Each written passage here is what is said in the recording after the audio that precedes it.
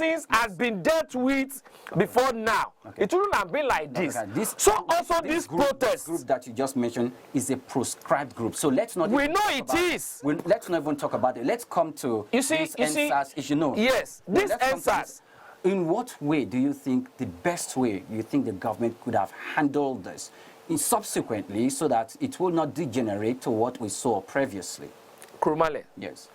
When you want a comprehensive solution to an issue, there is no way you can divulge it from the past, the present, for you to be able to project into the future.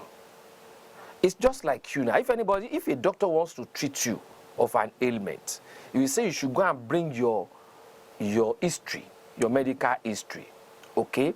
Even if a particular ailment have been healed, have been removed from you, you will still look at it. Because there are some things that it will give you that will now trigger it off. Do you understand? So when you're talking of EndSARS, we have had a series of protests in this country. We have had a series of demonstrations in this country. We have had a series of agitations in this country. So not until when we understand the way those ones cropped up, how it was dealt with, how it emerged again, we will not be able to solve the problem. Look at this EndSARS. When I started, I told you to what extent has government gone underneath to understand. But those who are leaders of this protest, they didn't make themselves available. Either you like it or not, there is no legbe that will be dancing on top of water without a drummer underneath that water. And when there is a will, there will be a way. If you want to know the drummer for the legbe that is dancing on top of water, then you too, you have to go underneath the water.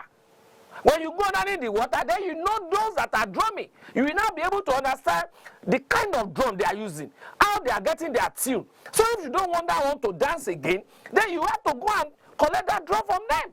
Okay. Or then understand the tune or change their tune. Okay, so for you to be able to stop, that kind of a thing in this country, you have to understand what are the demands of these people.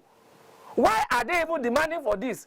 In your own opinion, have you been able to provide what they are looking for? Because there's no way you'll be beating a child. You will not expect that child to cry. You are beating a child, you are saying that child should not cry. The child will continue to cry until when you know why is that child doing what he is doing that is making you to. It's not like a child that is hungry. You are not giving that child food. Okay.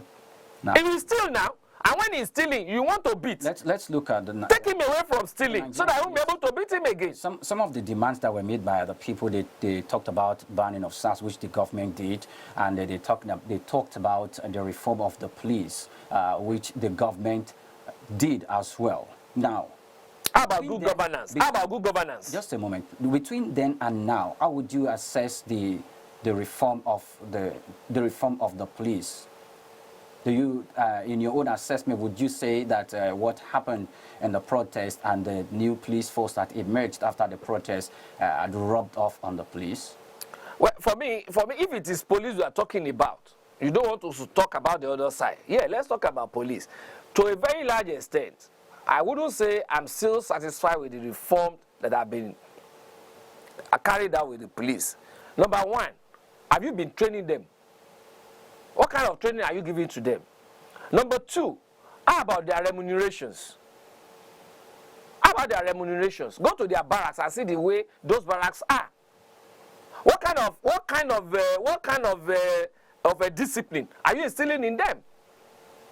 Most of these police, go and find out yourself. They buy their uniforms themselves. Are they supposed to? No, but Dr. that's an allegation. I said go and find out. You are a journalist. Do your investigative journalism. To say police will purchase their uniform themselves is an allegation that we shouldn't make. It is something that I know. Even their shoes. It is something that I know. No, we won't accept that. I don't think that's true. You don't have evidence to that effect.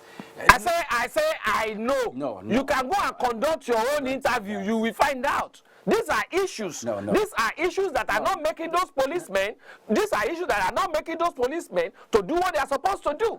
The policemen are closer to the people, isn't it? They are closer to the to the grassroots. Yes. The policemen are supposed to be able to cope to curb all these menace of insecurity. But when they are not being taken good care of, what do you expect? Now, you could say that. What do you expect? Just a moment. You could say that the police reform should focus more on the welfareism of the police officers. I have said it. But to say that I have said it. That to say that buying a uniform It's an instance of welfare. And that's why I said you should also go to their barracks and see the way the barracks are. Right. Is that where somebody who has sanity should be living? Okay. Is that how to live like a human being? That's no, go and check it. Okay, go to their training and see what they are facing at their training. Just at the moment. Go to Ikeja Police College and see what is happening there. These are issues. Okay, fine.